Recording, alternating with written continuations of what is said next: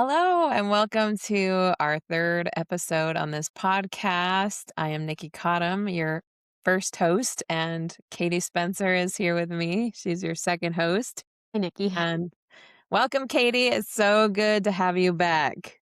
Yeah, I love these. I love these times we get to come together and just chat. And welcome to everyone else to come join us on our journey together to just sit and chat today. Yes, welcome, listeners, to this podcast. We're so grateful to have you with us. We love having these conversations, and we felt like it was about time to start sharing them with the world. So, Katie and I are excited to continue our topic from last week on human design. And this week, we wanted to focus specifically on parenting and how understanding the human designs, our own human design, and the human designs of our children makes an impact in parenting, and how using that human design wisdom can actually improve our relationships with our children. So, Katie, I want you to start off and share because a human design is really significant to you. It has a special place in your heart. And I also have plenty to share, but I would love it if you would open up and just talk, just highlight overall. What have you noticed with human design, understanding yours and your children's, that has impacted your relationships? Thanks, Nikki. I've been pondering this a little bit in preparation for this podcast, and I actually just wanted to start and explain why human design is so important to me. And so, human design kind of just fell in my lap as I've been on this journey of trying to learn more about who I am, what my responsibility is in the world, what I have to offer, right? We've talked a lot about our identity, who we are, what do we have to bring into this life. And so when human design kind of fell into my lap, it just felt like an answer to some prayers that I was seeking. Each of our children a little bit different, right? And anyone that's a parent knows that the struggle is that we don't get a guidebook with our children. We don't get a map of who they are or their needs going to be different than the other, right? I was young and naive once and just thought, okay, I watched a lot of other people, and I'm guilty, sadly, of kind of having a closed mind and saying, oh, well, when I have kids, I'll do things this way and I won't do this, kind of maybe in a judgmental manner, not really understanding what I was doing, of saying, well, I won't do this, right? And then lo and behold, life comes and our children throw situations at us, and we're stuck in that situation where we have to respond, right? And we make mistakes all along the way. We are learning and growing and experiencing, and it's a trial and error. I have three children. Currently, I have a 21-year-old, an almost 18-year-old, and a 16 and a half. And so I've had some time with them. And my oldest one he kind of holds some grudges against me at times because I tell him, like, look, you were my guinea pig. You were my first.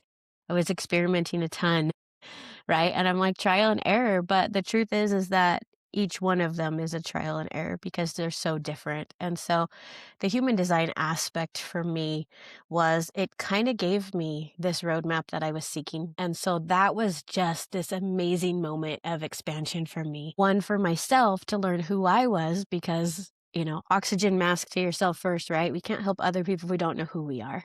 We can't really access the potential of who we are and the gifts that we have if we don't look inward and seek to find those. And then once we have those, we can use those to shine our skill set and our gifts out to others and know and understand where we can really give to the world, right? And to our families. And of course, our families is where we want to put our heart. And with all the love of our heart, right? We want to help these children. And so with human design, it has been amazing for me to understand and see my children in a whole new light. Not by the way that I've tried to condition them, so to speak, because of who I am, but really be able to try and embrace the energy and who they are. So with human design, we know that, like we talked about last time, right? You can run your natal chart with it. You need to know your birth date.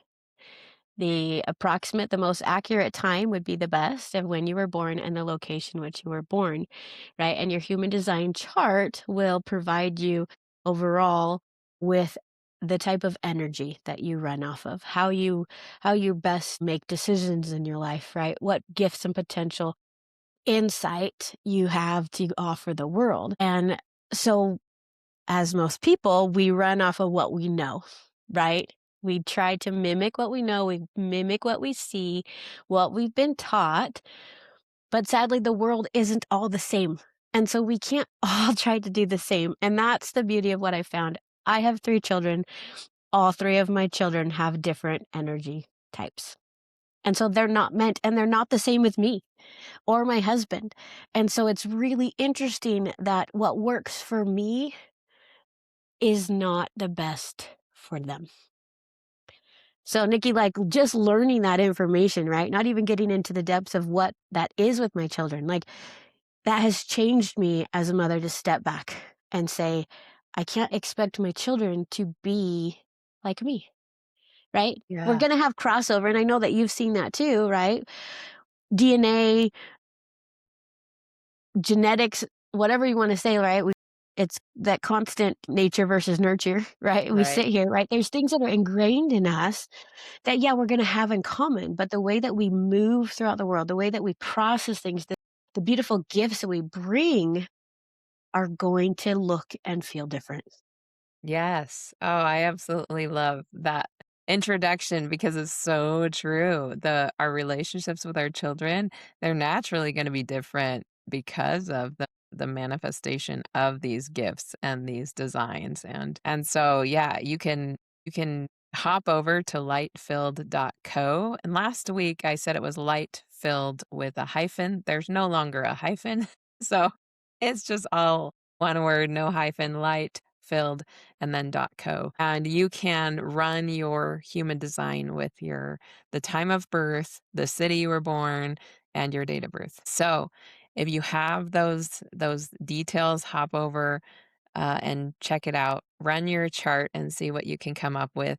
We are going to talk a little bit about some overarching aspects of human design because that will help put into context these dynamics we have with our children. But yes, Katie, do you mind sharing how that shift looked like? Like before because you did mention this is what life looked like before human design. And so now I want to know, how has your relationship with your kids shifted since knowing about their designs and your design?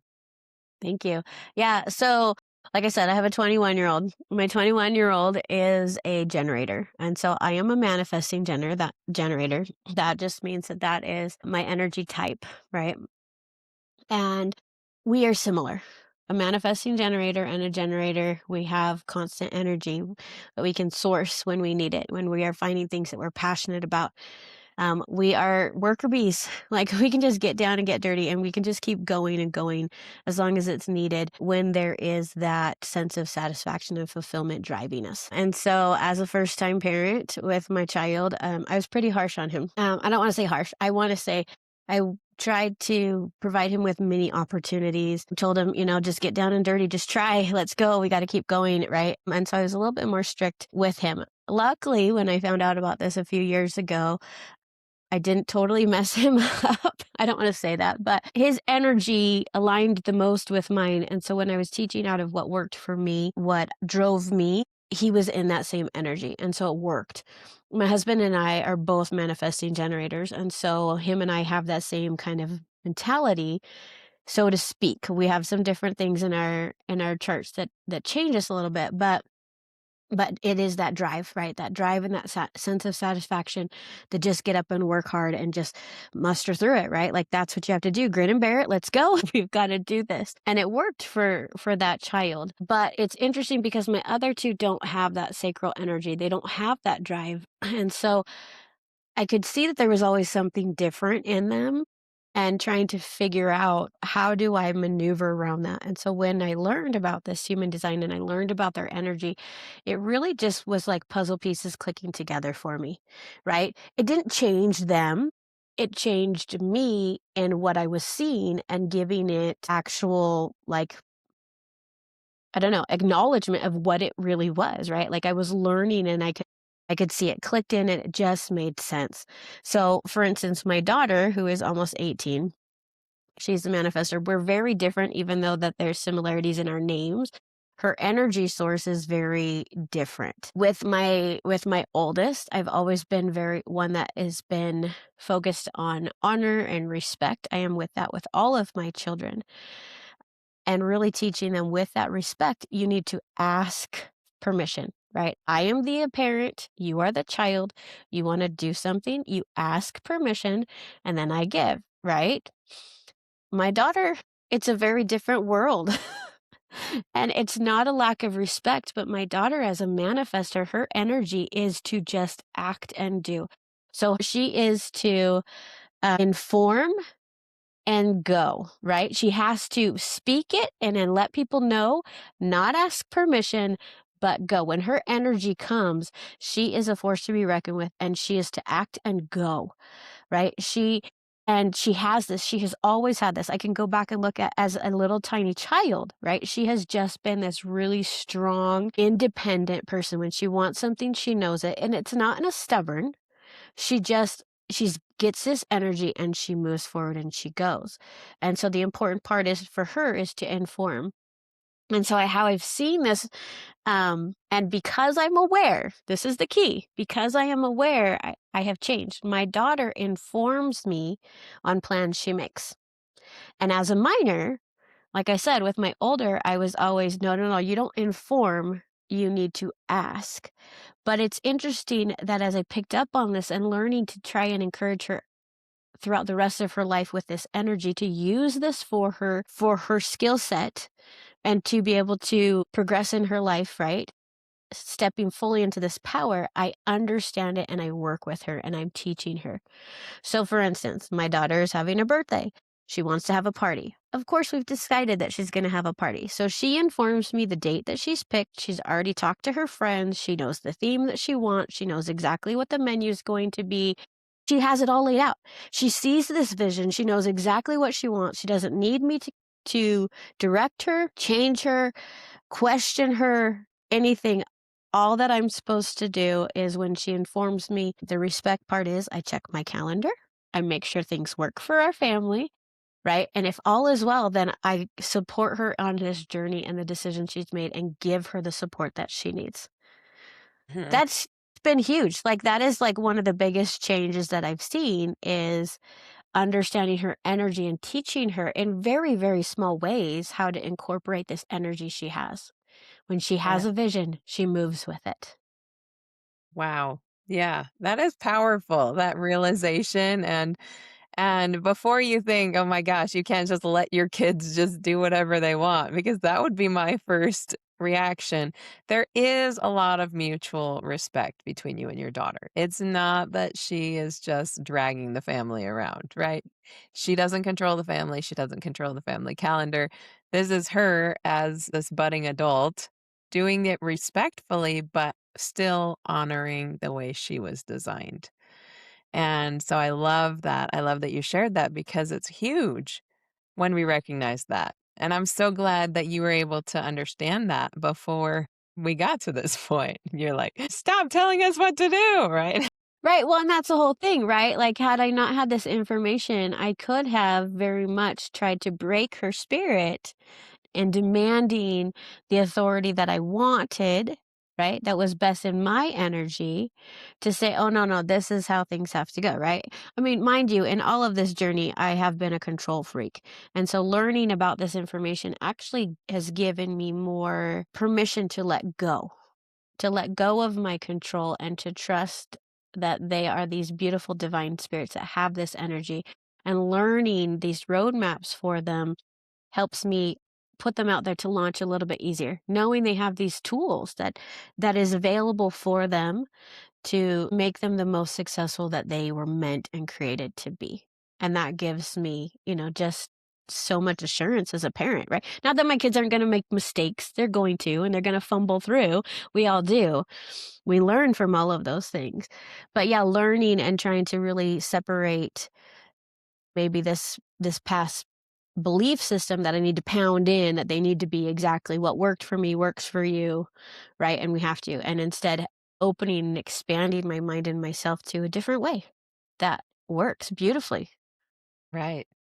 Yeah, and I'm so glad that you are. I'm glad that you decided, okay, maybe I should humble myself enough to see this in a different light because I believe it's probably not the easiest thing in the world to raise a manifester.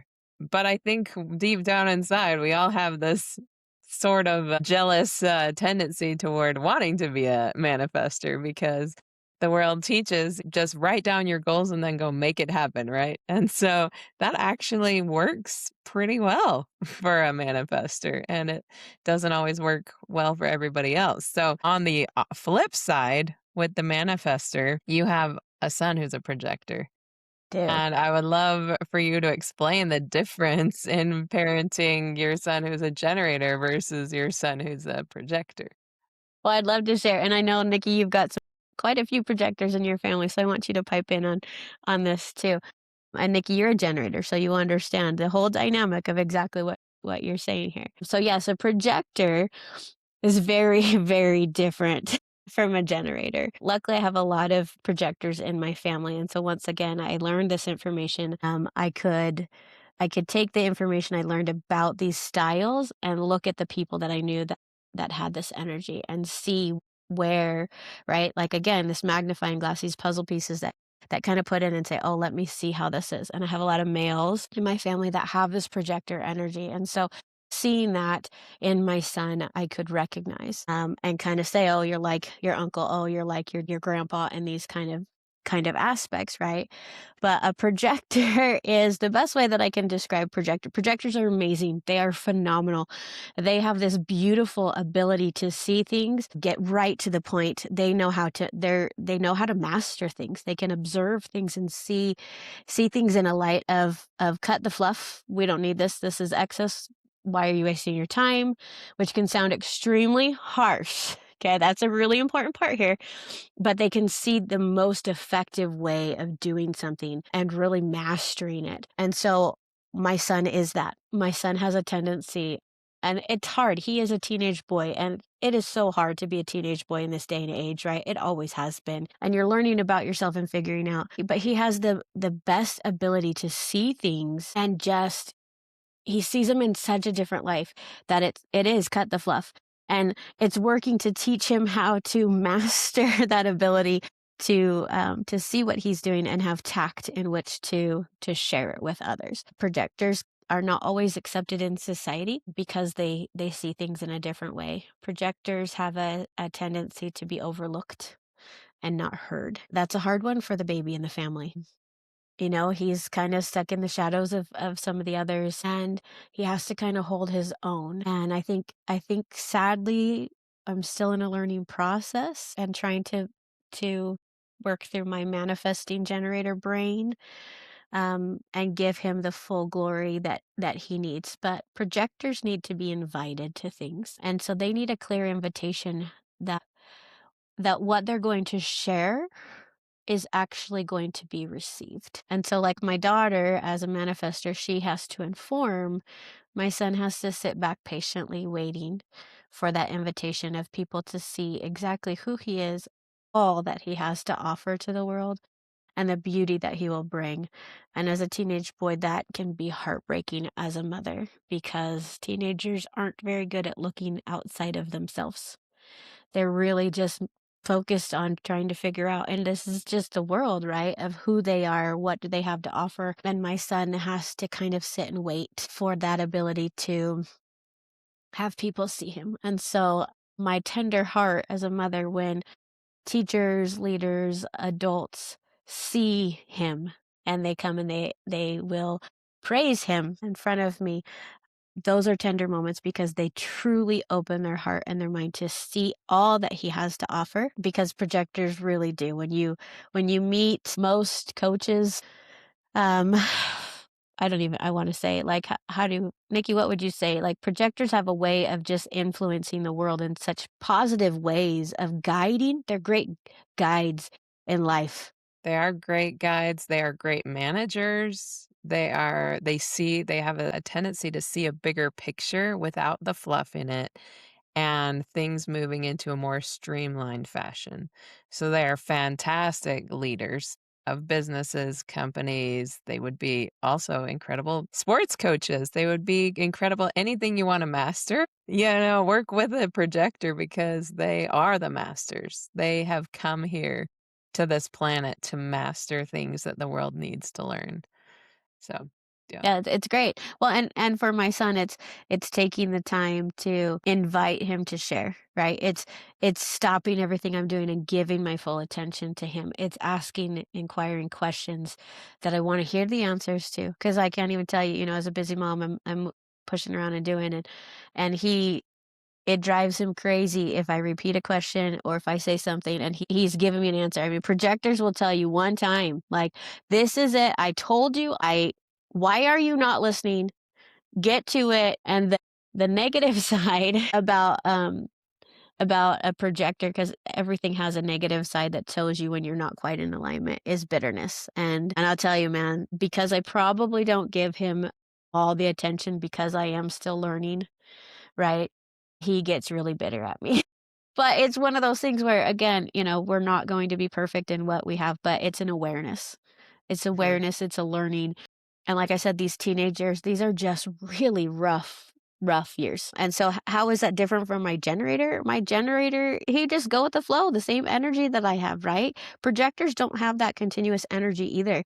And so when they're tired and they're done, they're done. I can't go tell them we're doing yard work and we're getting it till the yard is done, right?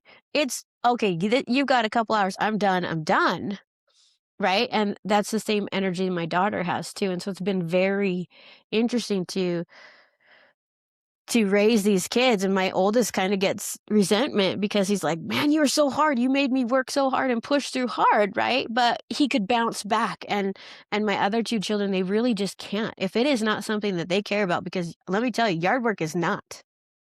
Right? Yard work is not it. Chores are not it. And so if they're not finding that joy, satisfaction, in it, it's really hard to keep it going. They'll Right. give me a few hours, they'll do what they need to do, but it's not going to be an all day event. Right. And also with projectors, you don't want to micromanage their schedule. That's all. Well, you don't want to do that with manifestors either, right? Yeah, no. But especially with projectors because they need to do things in their own timetable. And that's something as a parent I've struggled with because I'm like, you wake up, you do this, yada yada. So you make sure you do everything you need to, then you focus on the big tasks. And that's not necessarily true for a projector. They need to know what needs to be done, and then it's up to them to figure out the timetable. And it's really challenging when you have young projectors because then they would just want to do what they want to do all day. So you're riding that line of, okay, let me push you a little bit, but ultimately I want to raise you to be an adult who can do these things and schedule it out, and they will. But it's just that patience part is a little bit of a challenge. It's so true, right? And so it really is. It's learning what each of these energy types have to offer, what their skill set is, what their positive, their negatives are, right? The differences between each other, so that we can try to accommodate, right? What do I need to give to give them more grace? Where do I need to give up control, right? Like I said, I had to give up a lot of control because yes, they will do things completely on their own time. I ask for something to get done and I'm like, "Let's go, like now." And it'll get done by the end of the day. Don't pester me. Don't ask me again. I heard you. I will get it done. Right. And so that's very hard as a parent child dynamic to do. I'm picking them up as teenagers. So they're already kind of set with some personalities heavily involved in this patterns, things like that that we're having to work through. Now, Nikki, you, on the other hand, are working with younger children. You've got this knowledge and information younger. So, how are you adapting that into your role as a parent and each one of all of your children? How are you managing that? Because that's a lot in a household Yeah. Well, I'm so grateful you told me about human design. Well, we kinda figured this together. out around the same time, but you're like, "Oh, it's really important to know this for your kids." And so I'm like, "Okay, okay, I'll check it out a little bit here and there and see what it has to offer." It blew my mind. Like, so much because I'm a generator. Like she said, Katie's a manifesting generator, so we both have that generator. Katie mentioned energizer bunny energy. There is a little bit of a difference between a manifesting generator and a generator, but the commonality is that we both have that generator energy. So I'm a generator and I love to go and do things and move from one project to another and feel very fulfilled, have a long checklist checked off at the end of the day. And I was raising, I'll tell you in a minute, I was raising children that were not my same energy type. And I thought, well, maybe if they just have better vitamins, they'll have better energy. Maybe if they get better sleep, they'll have better energy like me. Maybe if we, I give them these electrolytes and supplements and all these things, it will make them more bouncy and buoyant and they'll bounce back from things. And I would like take my kids to the zoo one day, the children's museum the next day, play with friends a couple days later. I was like, this is the life, right? My poor children. Every time we would do that, they would get sick. Like, we would go and do something, then they'd get sick. And I'm like, we'd go and have fun for 1 week, then we're sick for 2 weeks. Then we do it again. And I didn't realize the connection with human design until I decided to dive in and see what types my family was. And also my husband. I'm like, why do you have your energy like drained so fast? What's up? So like Katie mentioned, she mentioned the manifestors, they have a low energy tank. And so do projectors. They only have a certain amount of energy to do what it is they actually need to do. And then aside from that, it's like either let them be or let them do whatever it is they need to do. So I looked into it and I look first of all at my husband. He's a projector. Okay.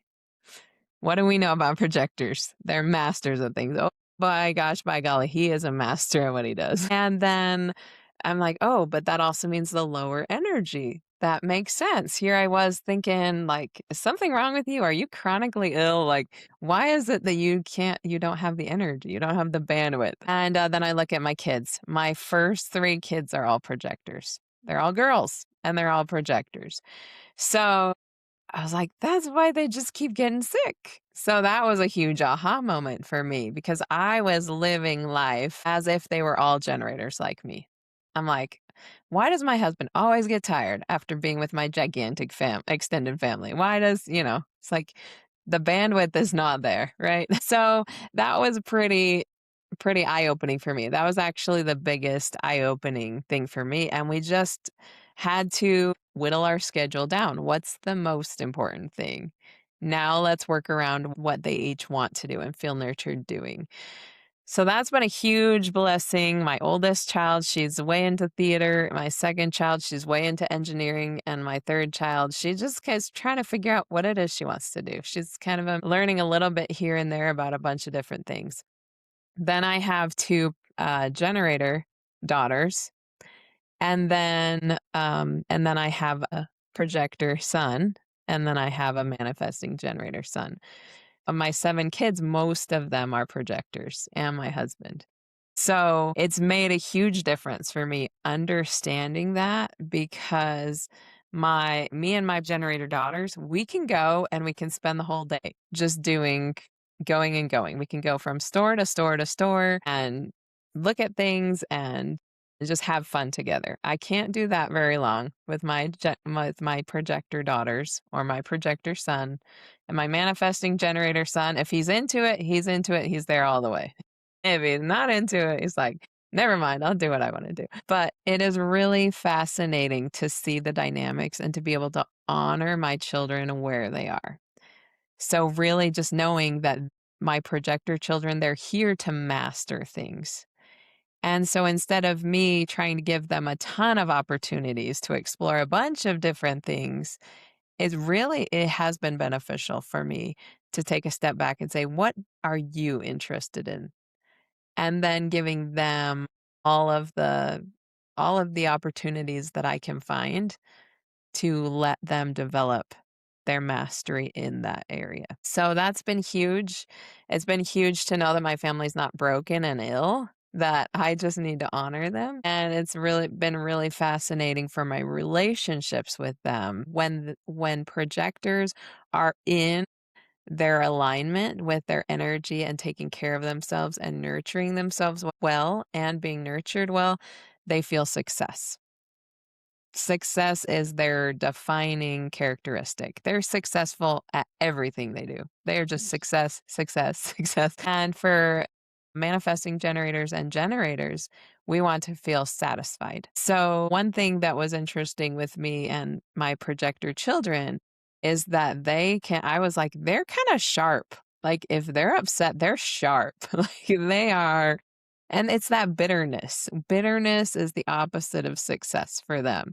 So if they are feeling misunderstood, if they have their energy totally depleted, if they are not being given the chance to thrive, if they are not being given opportunities to be invited to share what they have mastered and what they are learning, then they're going to feel bitter.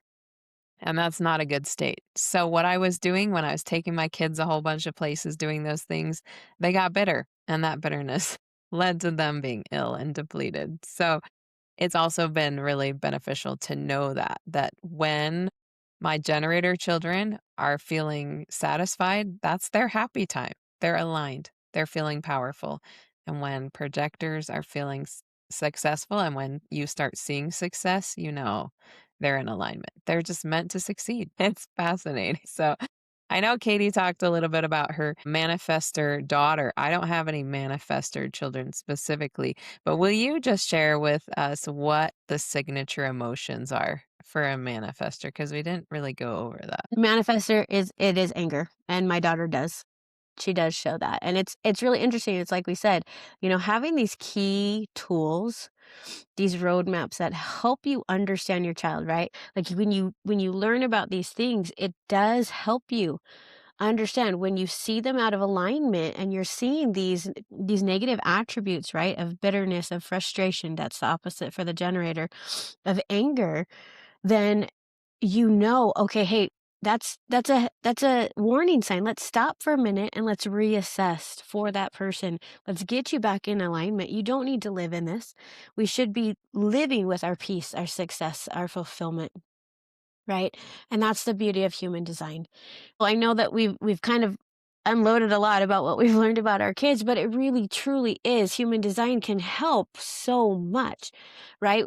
That same thing of that low energy capacity. Nikki said that her children were getting sick. Mine would do the same thing, or they've been at a week-long camp. They're in and out of different activities. I have to schedule downtime. If we're having a high energy day that demands a lot, they will enjoy it. They can go for the whole day, but I have to follow it up and schedule their downtime because it is essential for their well-being and health, physically, emotionally, mentally, all aspects. And if they do not have that scheduled into their time, their body will demand it and they will crash. And so it's understanding, right? As my children are taking on jobs and working and doing, it's if they're finding the fulfillment, if they're finding the drive, if they're having all of these things and success, it can give them more energy and they will rearrange their schedule to put that energy where they need it, right? But they have to have. So my daughter has to have a day off in between each day that she works to be successful, right? She's going to have to use that in her career of where both of my younger children of where they can have downtime scheduled into their regular employment so that they can put all their amazing abilities into their success, but then have that time to recoup. So human design is amazing, guys. Really, Nikki and I encourage you to look into it for yourself. See what you can learn about yourself for your individual, the beautiful aspects of your energy, of how you can live your life better in alignment of knowing that this is okay, that you can be different than everyone else. And it's okay to give yourself permission to step into your energy the way that you were created, that God created you to be, that might not align with the rest of the world, or maybe your family dynamic or how you were raised. But as you do such, you will find that peace, that satisfaction, that fulfillment that you are seeking. And as you step into this as a parent role or with any other children, friendship, partnership, it can be used in every aspect to learn more about the people that you interact with. I promise you, it will make relationships so much more fulfilling. Amen.